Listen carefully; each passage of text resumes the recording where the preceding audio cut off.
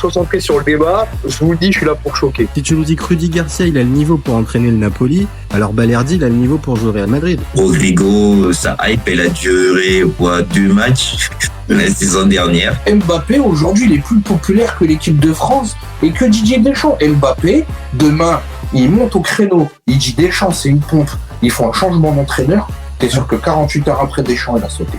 Mais je sais pas con Dédé. De Laurenti pense que le mec, il dépense 1 euro, il meurt. Je suis allé me faire la compile que ça mardi. La compile a duré 2 minutes, il n'y avait pas grand chose. C'était souvent les 3 bonnes tacles qui revenaient. Je me suis dit, attends, il y a que ça dans la compile.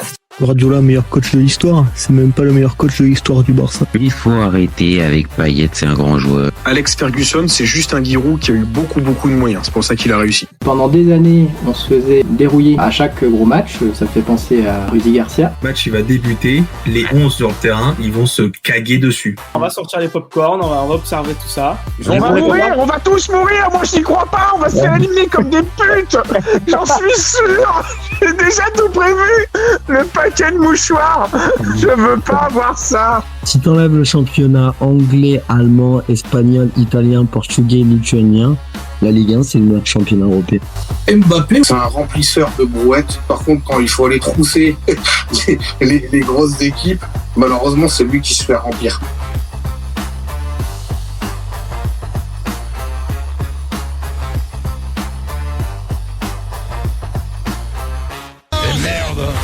Salut à tous, super content de vous retrouver pour un nouveau débat du FC Copain, 2026. 1h15 pour pouvoir faire ce petit débrief. On rentre dans les basiques de cette Coupe du Monde 2026. Ça y est, on a pris le pli, les petits matchs de 1 heure, les petits matchs de 4 heures. C'est ça, c'est la vie. Désolé, normalement on aurait dû commencer le débrief un peu plus tôt, mais voilà, 3 impératifs qui ont fait que ça a pris un peu de retard. Et vu que le match en ce moment c'est un Panama-Croatie, pas non plus le plus gros match. On va faire le débrief tout à l'heure, mais c'est pas le plus gros match. Bon, on s'est dit que on allait peut-être déborder un peu sur la première mi-temps. Donc c'est pour ça, on commence que maintenant. Désolé les copains. Alors, Anas El Shérif nous dit bonjour. Salut à toi Anas. Donc, juste avant de débuter le débat, les gars, comme d'habitude, commentez, vous likez, vous partagez, vous réagissez, les tops, les flops, comme du match, Tourelle. On va parler de tout ça, mais allez-y, vous pouvez réagir sur le chat. Je relais les messages et surtout ça entretient la discussion. Voilà, la discussion ensemble, c'est généralement plus sympa. Moi, je peux parler, mais c'est quand même un peu mieux si vous êtes avec moi. Et puis, si vous découvrez la chaîne, allez-y, abonnez-vous, n'hésitez pas. On a besoin de ça, c'est ce qui nous donne de la force, et c'est ce qui fait que à 1h20 du mat, on est encore là à faire des débats, à faire des débriefs, à parler de joueurs improbables, mais parce qu'on aime le foot, voilà, tout simplement. Donc, maintenant que j'ai bien dit ça, je crois que le chat, c'est bon, j'ai la vue dessus. Donc, on pose la question, je pose la question ce soir, est-ce que l'Angleterre, c'est vraiment un favori crédible pour ce mondial 2026? Et au vu de ce qu'on a tous constaté ce soir, il y a des doutes. Vraiment, il y a des doutes. Autant le premier match contre la Croatie, alors tout n'était pas parfait, mais il y avait quand même la sensation que cette équipe-là, par ses individualités, était en capacité de pouvoir peut-être se rendre plus simple un match qui semblait un peu verrouillé ou galère. Là, ce soir, ils sont tombés dans vraiment le match galère, vraiment le match bourbier, quoi, avec l'équipe qui va jouer derrière et qui va pas proposer grand chose à part quelques phases de transition si elles sont bien placées. Et cette Angleterre, elle a montré ses limites face à ce schéma tactique. Donc, est-ce que c'est la seule équipe à galérer face à un bloc bas? Non. Tout de suite, on va tout de suite mesurer. Par contre, on va être obligé quand même juste de constater que face à un bloc bas, et c'est pas forcément le meilleur bloc bas qui existe dans cette Coupe du Monde 48, même si on va revenir dessus, le Ghana, franchement, euh, c'est vraiment surprenant, mais positivement. Moi, j'ai trouvé vraiment que l'Angleterre a montré des limites.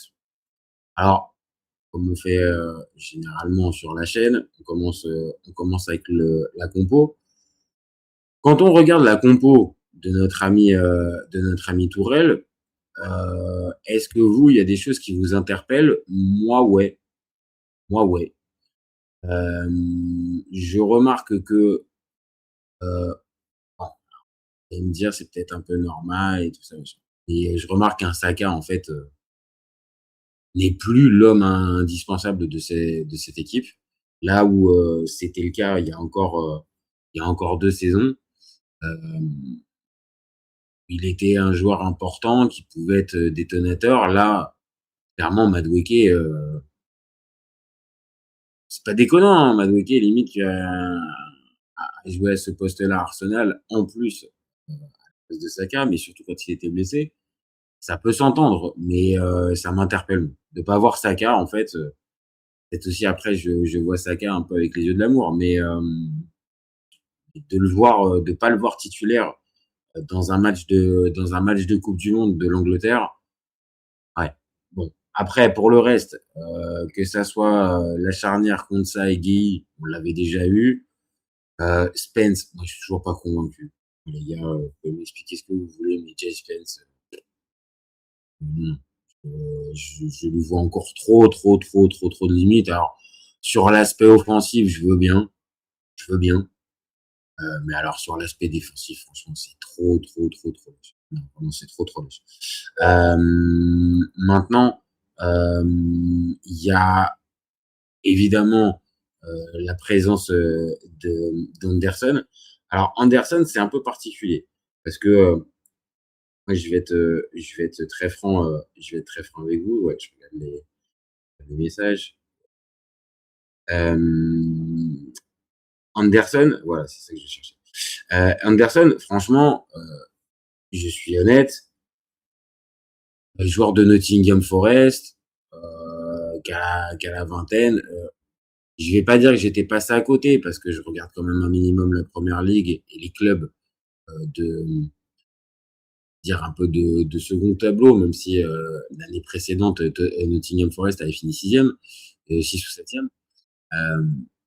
Voilà, je l'avais pas vu et c'est un peu la même chose que voir Madueke titulaire, Elliot Anderson, ok, d'accord. Quand je vois le milieu de terrain avec Rice, Bellingham et Elliot Anderson, désolé, hein. Alors en plus, je vais pas lui tomber dessus parce que franchement, on l'a vu, il s'est montré, il a pas été dégueulasse, loin de là, hein, loin de là. Mais c'est pareil en fait, la compo, quand on connaît le réservoir, je sais bien qu'on n'est pas à FIFA, hein, je sais bien on n'est pas sur une équipe, on n'est pas sur forcément l'équipe qui a le 11 le plus séduisant, mais vraiment, les gars, dites-moi, hein, si je vois ça que moi de mon œil, on va dire un peu extérieur, et c'est pas digne d'une équipe qui veut aller au bout. Regardez quand même toutes les autres nations importantes et qui font partie des favorites. Mais le terrain, il est pas aligné comme ça, hein. Il n'y a pas un Elliot Anderson qui se retrouve en Espagne, aux Pays-Bas, en Allemagne. Les gars, je sais pas. Pour moi, il y a des incohérences. Enfin, en fait, je vais pas lui tomber dessus. Il fait pas un mauvais match. Mais pour moi, ça m'interpelle. Gordon, alors je sais, fini en plus. Ça, mais je trouve qu'on fait beaucoup sur Gordon, alors que ouais, c'est un bon jeu, c'est un bon joueur, hein. C'est un bon joueur. Attention, je veux pas du tout dire que c'est pas un bon joueur. Mais pour moi, on parle l'impression d'en parler comme d'une pépite ultime. Non, pour moi, c'est un bon joueur de devoir en fait. Mais je suis peut-être très dur, hein. Je suis peut-être très dur avec Anthony Gordon, mais bon, je trouve que déjà sur le 11, moi, ça m'interpelle. Je pense que tu peux faire mieux. Alors, je vais revérifier là sur le banc, quitte à ce moment-là, quand t'es Thomas Tuchel. Tourelle sur le banc, il a Saka, O'Reilly, Rodgers. Ouais, déjà Rodgers, je comprends pas qu'il joue pas. Eze, Rashford, Stones, Konsa, Burn, Chalobah, Jordan Henderson, Kobe Mainoo, Ivan Toney et Oli Watkins. Bah, honnêtement, tu vois, même Kobe Mainoo. Alors, peut-être, vous allez me dire, ça fait doublon dans ce milieu de terrain-là. Peut-être, mais vraiment, Elliot Anderson, sans déconner, c'est pas le Daily Gueule. Mais vraiment, je suis pas impressionné, en fait. Je suis pas impressionné par ce genre de joueur, et je me dis que l'Angleterre a un tel réservoir que, je sais pas, je la place, hein, juste un Kobe Mainoo à la place de Anderson. Vous enlevez Anderson, vous mettez Mainoo. Franchement, pour moi, ça passe, mais alors, nickel de chez nickel. Donc, attendez, juste un instant. Voilà. Après, on va parler quand même 2 minutes d'un gars comme Bellingham, parce que forcément son match. Alors c'est un peu c'est un peu la même chose que d'habitude, c'est-à-dire que pour Mbappé. Pardon. C'est que ce joueur-là, on aura forcément un œil particulier sur lui, parce que c'est une star, parce que c'est tout ça, pas de problème. Maintenant, la réalité, c'est que regardez le match qu'il fait, pour moi, c'est pauvre, c'est pauvre. Alors, Jude Bellingham, c'est pas un gars qui peut faire juste tout seul. Pour moi, ça c'est à prendre vraiment bien en compte. C'est pas un gars qui peut faire tout seul les différences et qui peut partir en dribble chaloupé et d'arriver à faire des différences tout seul. C'est un joueur qui est dépendant du collectif, et de par sa position et de par son style de jeu et ses qualités physiques. Mais pour moi, c'est pas assez ce qu'il fait. C'est pas assez, et j'ai l'impression qu'il joue en espèce de 10. C'est toujours un peu la même chose avec Jude Bellingham. Le problème, c'est son positionnement, en fait. Trop avancé, je trouve qu'il a pas les qualités pour être un 10. Il a pas l'explosivité dans le dernier geste pour pouvoir être ce numéro 10. Pour moi, il doit toucher plus le ballon, plus être au cœur du jeu. Pour moi, c'est un 8. Un 8. Pas un 6 devant la défense. C'est un gars vraiment qui doit régner au milieu du terrain, qui doit être au service des autres. Là, le problème, c'est que dans ce schéma-là, pour moi, j'ai la sensation qu'on veut trop bien le mettre. On veut le mettre en valeur, le mettre dans les meilleures conditions. Et honnêtement, je suis désolé, mais un 10, franchement, il me fait pas rêver, quoi. Il me fait pas rêver. Alors que ce joueur-là, en lui-même, on parle d'un joueur énorme, hein. Encore une fois, on parle d'un joueur véritablement énorme. Donc, je sais pas. Je suis un peu interpellé sur la compo, comme vous avez compris. Maintenant, il n'y a pas eu que la compo des Anglais. Il y a aussi la compo des Ghanéens. Et ça se voit, hein. Bon, là, ah ouais, carrément, ils nous ont enlevé en plus. Ils nous ont pas mis Jordan Ayew. Parce que les gars, quand même, il y avait Jordan Ayew quand même. Ah, on est à 2, 4, 5, 7, 9, 10. Il marre, hein. C'est le problème.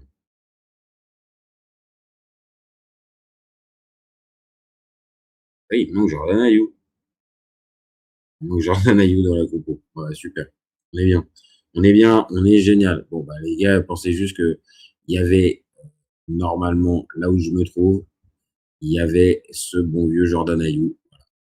Ah, c'est moi, c'est Jordan Ayew. Je ferai office de Jordan Ayew. Et dans l'équipe ghanéenne, voilà, hein, on était là pour bétonner.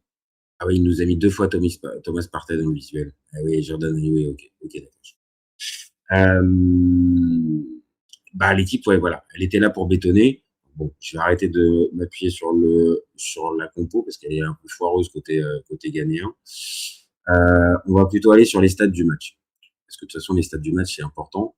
Parce que c'est ce qu'on a vu pendant toute la rencontre. Voilà. Je vous invite à regarder le momentum. Donc, les périodes de domination ghanéenne, vous n'allez pas les trouver.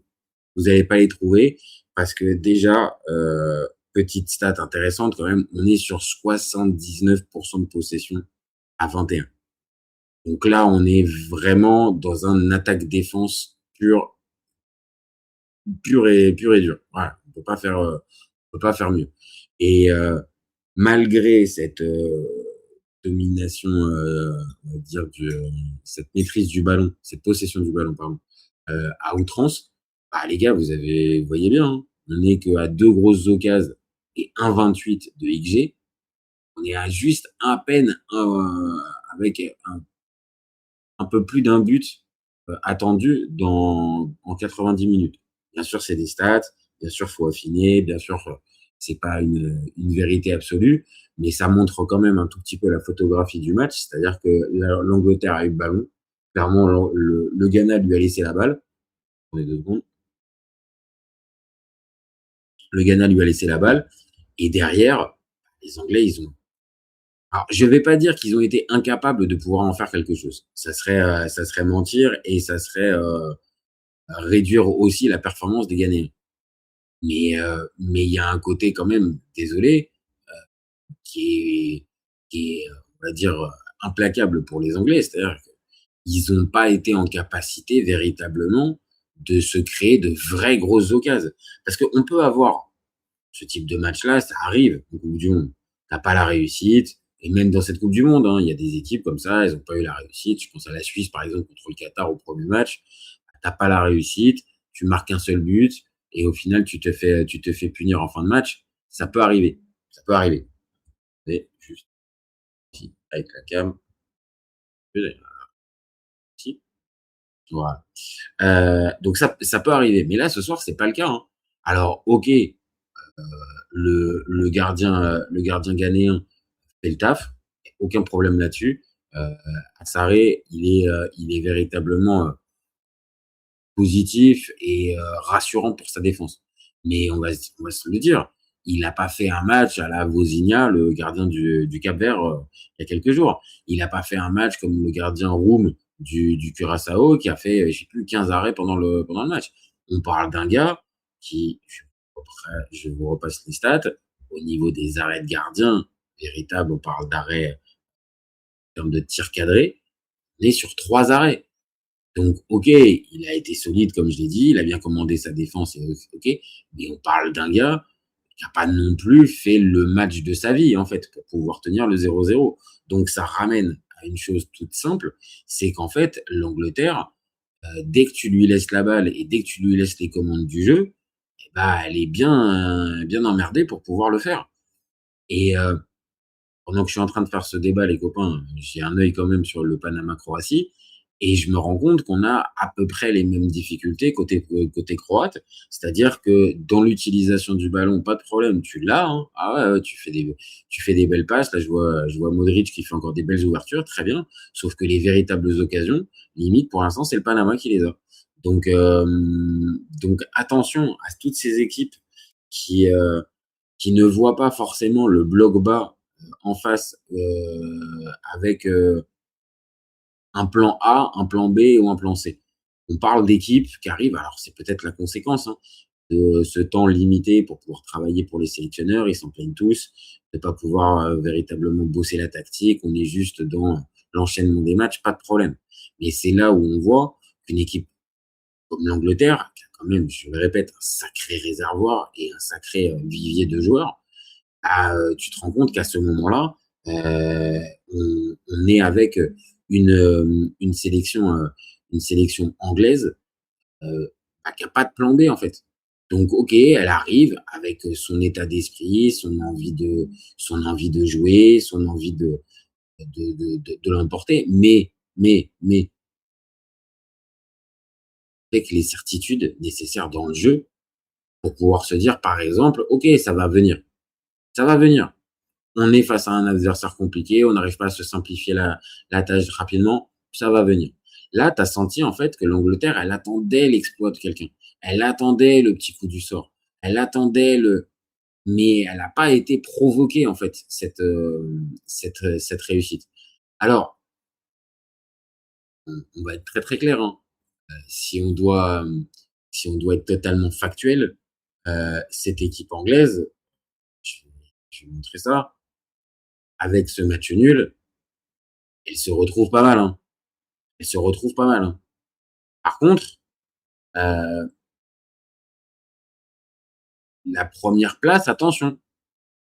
Maintenant, évidemment que avoir 4 points après les 2 premiers matchs où tu as joué le Ghana et la Croatie et il ne te reste que le Panama, je pense que ça va suffire pour l'Angleterre pour pouvoir être première de son groupe.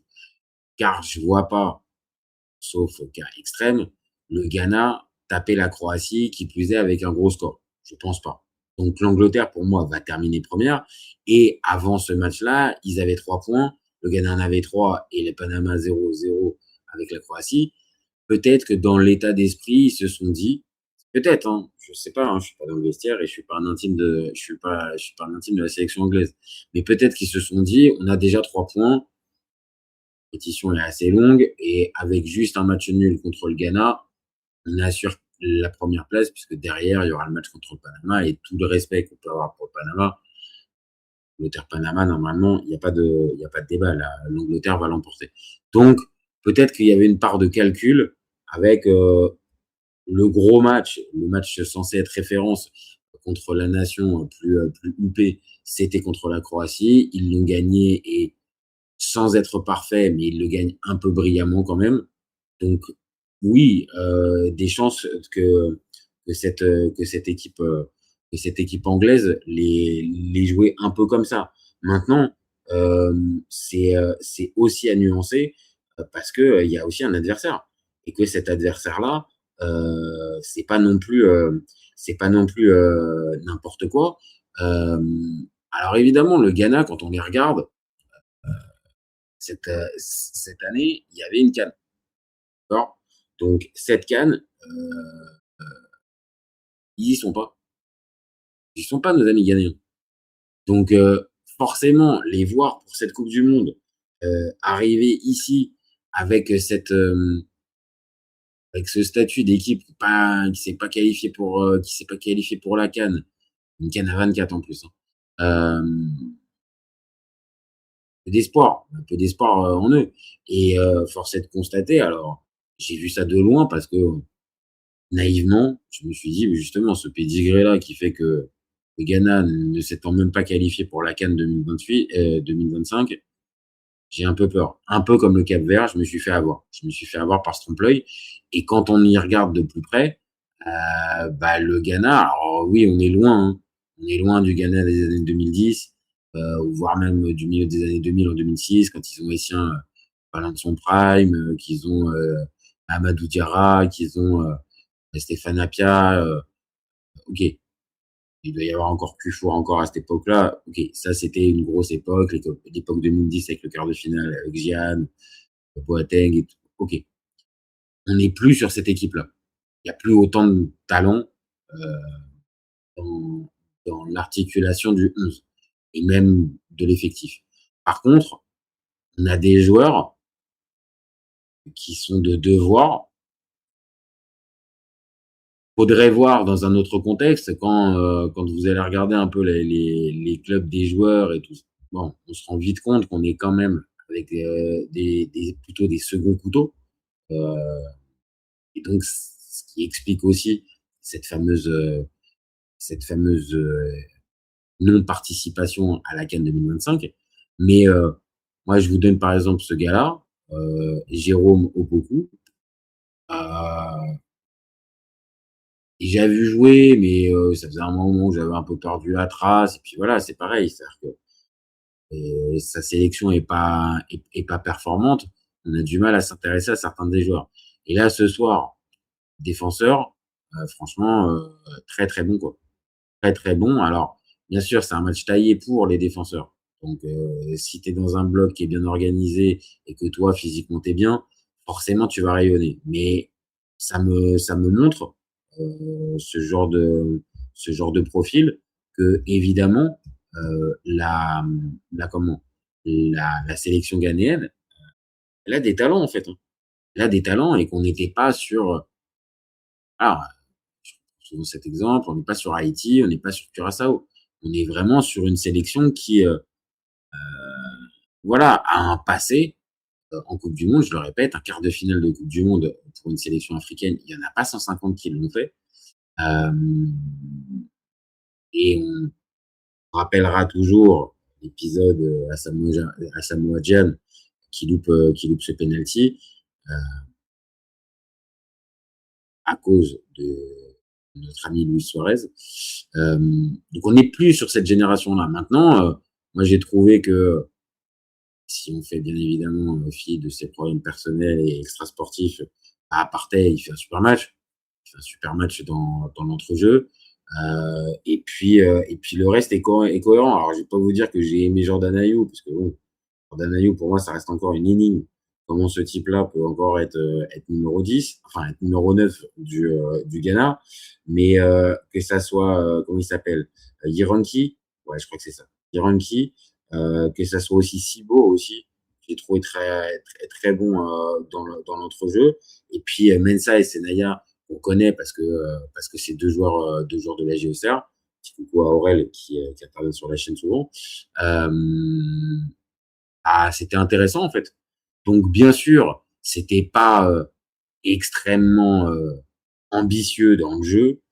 Bien sûr que c'était minimaliste et Queiroz, l'entraîneur portugais qu'on connaît depuis des années, depuis une vingtaine d'années, qui n'était pas comme ça dès le départ, hein, mais il a quand même glissé depuis plusieurs années vers un football vraiment minimaliste. Bon, bah, il a réussi son coup, en fait. Il réussit son coup et ce soir, l'Angleterre est accrochée. Maintenant, l'Angleterre, elle risque rien, en fait. Voilà. C'est ça aussi qu'il va falloir nuancer. Et pour pouvoir répondre à notre question de savoir si c'est vraiment un favori crédible, voilà, dans le petit visuel, il y a marqué le talent, c'est validé. Ah oui, le talent, il est validé. Même si je pense que dans la sélection de Tourelle, tu pouvais faire mieux. Bon, le talent, tu l'as. Le talent, il est présent dans cette sélection anglaise. La mentalité, là, j'ai déjà quand même des doutes. C'est pour ça qu'on met le point d'interrogation dessus. La mentalité, forcément, c'est incarné aussi par le joueur dont j'ai parlé tout à l'heure, Jude Bellingham. Est-ce que sur la mentalité, il y est véritablement? C'est toujours la question. Honnêtement, c'est toujours la question. Moi, j'ai envie d'y croire. J'ai envie de me dire que Jude Bellingham, ça y est, il va véritablement jouer avec cet état d'esprit collectif, mettre de côté les statuts. Là, t'es pas en club, t'es en sélection nationale. Il y a une Coupe du Monde à aller chercher, un truc incroyable que l'Angleterre a pas fait depuis 60 ans. Enfin, s'il était en capacité de pouvoir faire ça, je me dirais que oui, l'Angleterre, elle peut, parce que quand t'as Bellingham comme individualité et que devant, t'as un Harry Kane, bon, quand même, quoi. Ok, je veux bien que la défense, c'est pas la meilleure, que le gardien, c'est loin d'être le meilleur, mais quand même, t'as du talent. T'as quand même du talent. Par contre, et je viens de dire quand même, t'as du talent au goal. Pickford, c'est quand même compliqué. Les gars, c'est quand même compliqué, Pickford. Oh, j'ai vraiment du mal à m'ambiancer sur ce gardien. Vraiment, je vous jure, hein, c'est pas, je vais être méchant, hein, mais donc après, moi, je pose une question dans le chat, les copains. On en pense quoi du coaching de Tourelle? On en pense quoi? Allez-y, hein, parlez, dites-moi dans le chat. Je vois qu'il y a du monde. C'est pas très actif. Je sais pas, vous avez l'air de vouloir être bercé par ma voix, donc je vais vous bercer, les copains. Non, mais plus sérieusement, on en pense quoi? On trouve que voilà, on retient le final qui est que notre ami Tourelle, il a réussi à valider l'objectif quasiment après les 2 matchs avec 4 points et une qualification quasiment dans la poche, vu que, on rappelle, le dernier match, c'est contre Panama. Ou est-ce que on commence à gueuler en disant, attends, Thomas, avec l'effectif que tu as, liberté que tu as et on va dire la l'aura que tu peux avoir, on peut se le dire qu'on est un peu déçu. Pour l'instant, moi, j'avoue, je reste sur ma faim, hein. Je sais pas, moi, je suis très honnête, pour moi, je reste sur ma faim, sur ce que je vois de Tourelle, à la tête de la sélection anglaise. Donc après, je vais pas condamner parce que la compétition, dire là, on est que dans la première phase et c'est pas une blague, mais la première phase, elle est vraiment particulière. C'est pas dénué de tout enjeu parce qu'encore une fois, si tu viens de viander sur tes 3 premiers matchs, bon bah tu vas pas te qualifier. Donc forcément, il y a de l'enjeu. Mais pour une sélection anglaise, quand tu es dans le groupe de la Croatie, du Panama et du Ghana, l'enjeu, il est pas de se qualifier. Pour moi, il est pas là. Pour moi, l'enjeu, quand tu es Tourelle, il est de pouvoir solidifier un groupe, de pouvoir créer un état d'esprit, de pouvoir mener ton équipe, on va dire, sereinement vers les matchs à élimination directe. Et là, moi, de ce que je vois, et désolé les copains, je reste figé, mais pour moi, c'est pas au niveau. Alors, je dis pas que l'équipe de France, par exemple, c'est au niveau extraordinaire. Il y a des lacunes, des moments un peu down, un peu off, pas de problème. Et c'est au-dessus. L'Espagne, pareil, on a vu sans Yamal, Williams pas là non plus, ça peut tousser. C'est supérieur. Euh, le Portugal, euh, ok, il y a ce match contre la RDC, mais je pense, après, on va faire mon expert carrément du football africain, mais je pense quand même avoir deux, trois notions pour pouvoir dire que la RDC 2026, c'est supérieur au Ghana 2026. Donc, que le Portugal soit tombé dans un match bourbier contre la RDC, c'est décevant, pas de problème. Mais à la limite, je peux l'entendre. Là où, sans déconner, les gars, on parle du Ghana et vraiment, j'ai rien contre le Ghana. Si vous êtes supporter ghanéen, dites-vous bien, j'ai rien. J'ai eu beaucoup de plaisir à voir cette équipe-là depuis des années. Et on va être d'accord, c'est quand même en dessous de la RDC qui fait demi-finale en 2023 et qui sort en huitième de finale de la dernière CAN au terme d'un match un peu fou contre l'Algérie. Pour moi, ça a d'autres références récentes. Je parle pas sur l'ensemble, mais sur les références récentes. Et donc sur le match en lui-même, moi, il y a quand même beaucoup plus de références côté RDC. Donc, je peux arriver à comprendre que le Portugal vienne à se prendre les pieds dans le tapis. Là où pour moi, l'Angleterre, non, là, ce soir, je vais pas parler de faute professionnelle parce que déjà, faut doser avec ces histoires de faute professionnelle. Et je pense qu'ils veulent tous gagner à la base, qui plus est pendant les matchs de Coupe du Monde. Si tu trouves des joueurs qui n'ont pas envie de gagner ou qui n'ont pas envie de jouer, bon, je dis pas que ça n'est jamais arrivé, hein, on a vu Naïsna, mais bon, voilà, on va pas se mentir, c'est pas à ce niveau-là pour moi que ça se joue. Mais voilà, cette fameuse question de la mentalité, comme c'est précisé dans le visuel juste à côté de moi, bah ouais, c'est point d'interrogation. Et la mentalité de ce qu'a pu faire Tourelle dans l'articulation de son groupe, je suis interpellé. Vraiment, je suis interpellé et je me dis que face à d'autres sélections plus compétitives, et je parle pas forcément que de bloc bas, mais juste face à des sélections plus compétitives avec plus de certitude, je pense que sincèrement, cette équipe d'Angleterre, ouais, je vais le dire, ne fait pas le poids. Donc dès que le niveau va être élevé, je pense qu'on va perdre nos amis anglais. Donc après, ce sera peut-être en quart de finale, en demi-finale, hein.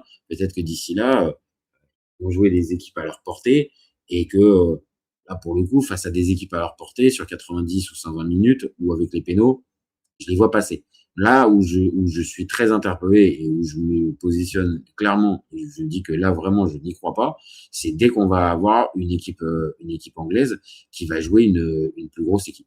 C'est-à-dire une équipe du top 5 du classement FIFA. Parce que voilà, c'est toujours pareil, on est obligé de regarder le fameux classement et le fameux tableau. Donc là, l'Angleterre, dans le groupe L, elle est première. Donc, si elle est première, je la cherche sur le tableau, première du groupe L. Première du groupe L. Alors, ça joue un troisième. Ça joue un troisième de groupe.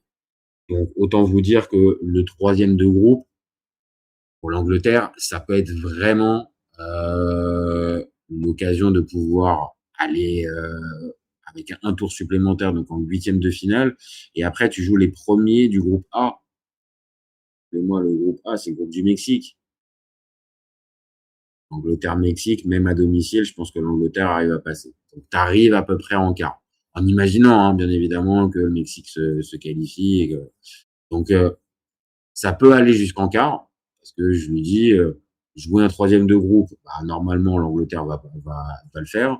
Et jouer une équipe comme le Mexique, ça passera. Pour moi, ça passera. Ça passera. Maintenant, je le dis, je vais pas le redire 15 fois, mais dès que le niveau va s'élever, pour moi, ça va être rédhibitoire pour cette équipe anglaise. Juste pour info, hein, il y a 0-0 à la mi-temps Croatie-Angleterre. Pas rassuré hein, par les Croates hein, et plutôt agréablement surpris par les Panaméens. C'est pas mal hein, ce qu'ils mettent en place. Hein. Ils semblent pas eux non plus en mode sparring partner. Hein. Donc bien sûr l'Angleterre restera favorite, mais de ce qu'on voit, ils perdent que 1-0 contre le Ghana. Là ils font 0-0 contre la Croatie et en faisant vraiment jeu égal. Attention. Hein. Et pourquoi pas le Panama en 16e de finale? Même si le Ghana quand même semble avoir pris une petite option avec le match avec la victoire. Mais sait-on jamais. Ah oui, il y a aussi un autre truc, parce qu'on parle du coaching, mais dans le coaching, il faut aussi regarder un peu ce qu'il nous a inventé. C'est pas ironique quand je dis inventé. Donc il nous fait rentrer Bukayo Saka, dont je parlais tout à l'heure, à la place de Gordon. Jay Spence qui sort à la place de O'Reilly. D'ailleurs, l'occasion pour moi de le redire. O'Reilly, pour moi, il doit jouer titulaire à la place de Spence. Voilà, c'est dit. Rodgers, ah oui, il rentre. Alors, c'est pas forcément ouf. Hein, son entrée est pas forcément folle. Mais en soi, le joueur t'apporte trop de choses. Eze à la place de Anderson. Alors, je me doute bien qu'à ce moment-là du jeu, c'est aussi pour aller forcer le verrou et pour avoir un joueur un peu plus offensif qu'un Anderson. Pas dingue. Eze, l'entrée est pas dingue. Et par contre, l'entrée de Rashford à 10 minutes, à 10 minutes, si tu comptes le temps additionnel compris, je suis pas sûr que ça soit la meilleure idée. Et on pouvait peut-être le faire rentrer un petit peu avant le copain. Un peu déçu de l'avoir vu rentrer aussi tard. Et après, je vais pas faire mon expert, mais côté ghanéen, bon, il y a Opong que j'avais qui rentre en toute fin de match et Abdulrahman Baba qui est complètement ceux qui suivent le football africain depuis des années. J'étais même posé la question avec Chad, je sais pas si c'était sur le live mon copain, de savoir oui, il a joué à Chelsea, mais si on arrive à retrouver les matchs qu'il a pu faire, ce serait bien parce que vraiment on n'a pas beaucoup de souvenirs. Voilà, petit clin d'œil pour toi mon copain Chad. Sinon voilà, le coaching, bah je vais être un peu dur en disant il sert à rien, mais il n'a pas eu d'effet en fait. Et c'est pour ça aussi que je disais qu'est-ce qu'il nous a inventé, c'est qu'au final, bah, très bien Thomas, mais Thomas, on s'est retrouvé avec une équipe qui changeait pas véritablement en fait, Ça a un peu plus poussé sur la fin, vous allez me dire, mais c'est aussi parce que le Ghana commence à être un peu dans ses retranchements et que on arrive en fin de match. Oui, forcément, généralement dans ce genre de match, ah oui, la fin de match, la fin de rencontre, c'est généralement un gros attaque-défense. Donc rien d'étonnant et je sais pas si c'est lié forcément au coaching de notre ami Thomas Tuchel. Donc pour la fameuse question, qu'est-ce qu'on en pense de son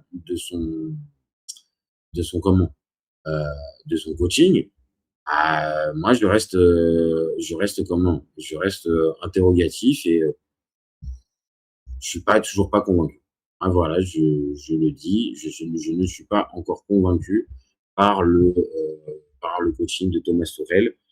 Et si on doit se positionner pour savoir si l'Angleterre est vraiment favori crédible pour ce mondial 2026, pour moi, malheureusement, Thomas Tuchel, il crédibilise pas cette place de favori. Voilà. Donc, je dis pas que il va mener l'Angleterre à sa perte. Je ne dis pas ça. Je dis juste que je ne le vois pas être en capacité de pouvoir faire surperformer parce que pour que cette Angleterre-là remporte le mondial, il faudrait qu'elle surperforme. Je suis désolé, il y a des sélections qui pour moi ont plus de références, ont un meilleur effectif, ont une meilleure, on va dire, cohésion dans le jeu que ce qu'on voit des Anglais. Maintenant, peut-être que c'est sur ça qu'ils misent, les fameux matchs à élimination directe, les matchs où la pression elle est supplémentaire, où la qualité de jeu est pas nécessaire. Non, voilà, hein, je savais pas que Thomas Tuchel était aussi peu regardant sur la qualité de jeu. Sans aller jusqu'à dire que c'était un esthète, ça a toujours été un mec qui avait des équipes plus ou moins séduisantes. Là, vraiment sur une équipe, ouais, je vois pas le tout, quoi. Je vois pas le tout. Donc bon, maintenant, ça y est, ça s'est passé. Comme j'ai dit, l'histoire du classement, ça a peut-être eu une incidence sur la rencontre. Peut-être que dans la préparation mentale, peut-être que Thomas Tuchel a fait passer le message au groupe, les gars, on est quasi qualifiés avec un match nul. Donc, et j'ai du mal à penser ça, sachant que t'es l'Angleterre, que t'as pas non plus un max de référence et que t'es un sélectionneur qui est en quête de, comment dire, de certitude dans le jeu, dans tout. Donc pour moi, ça colle pas. Donc ok, c'est pas une catastrophe parce qu'il y a eu cette première victoire et importante contre la Croatie, mais n'empêche que ce soir, c'est un coup d'arrêt et ça montre aussi peut-être la place, comment dire, la place de l'Angleterre sur l'échiquier mondial 2026. Voilà. Je pense que c'est sur ça que je vais plutôt m'arrêter. Ah oui, non, dernière chose. Les choses bien. Et encore, on est à la mi-temps du match entre le Panama et la Croatie. Laissé juste à la fin. Voilà. Dernière petite, c'est ma petite touche. Note du match 6. On se met un petit 6. Parce qu'ok, il n'y a pas eu de but. Mais le scénario avec ce suspense-là et la fin de match qui était un peu folle avec les occasions qui commencent à se multiplier côté anglais et le sentiment que les Ghanéens étaient un peu proches de la rupture a fait que voilà, jusqu'à la fin, on a pensé que ça pouvait encore basculer.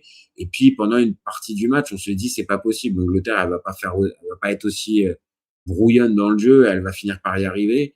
Donc il y a eu une certaine dramaturgie qui a remonté le niveau de le niveau de la note. Par contre, si on est vraiment juste sur un point de vue footballistique, je me suis pas régalé ce soir et je pense qu'on est beaucoup à pas s'être régalé. Mais l'important était ailleurs. C'est un match de Coupe du Monde. Les Ghanéens, eux, ils sont heureux d'avoir réalisé ce match-là. Ils sont très contents de finir avec 4 points au moment où on parle et d'entrevoir largement les 16e de finale pour eux. Donc voilà, on va se contenter de ça. Mais par contre, l'Angleterre, pour terminer, vraiment un favori crédible pour ce mondial 2026, pas sur ce qu'on a vu. Pas pour, en tout cas, à ce stade de la compétition où on a quasiment vu toutes les équipes, hormis la Colombie et la RDC qui n'ont pas fait leur deuxième match. Là, on est à ce niveau-là de la compète. L'Angleterre, non, pour moi, ne fait pas partie des top favoris. Voilà les copains, je vais m'arrêter là, 43 minutes. On est plutôt bien. Donc merci à tous d'avoir suivi. Le live va être dispo en replay dans quelques minutes. Donc n'hésitez pas à commenter, à liker, à partager, à répondre. On répond à tous les commentaires et surtout aux meilleurs. particulièrement. Donc, si vous êtes inspiré, allez-y. N'hésitez pas à vous abonner. Je le dis très souvent, on en a besoin, c'est ce qui fait grandir la chaîne. Et puis, c'est ce qui nous donne encore de la force. Donc, allez-y, c'est pas grand-chose pour vous, mais c'est un grand geste pour nous. Voilà. Dernière chose, le live va être dispo, donc comme j'ai dit, en replay sur la chaîne YouTube, mais aussi en podcast dans quelques dizaines de minutes sur toutes les plateformes type Deezer, Spotify, Apple Podcast et toutes les autres. Voilà. Et puis, vous gardez en tête, comme d'habitude, OFC Copains, on est ouvert toute l'année et encore plus pendant le Mondial 2026. Ciao, ciao les copains. Ciao.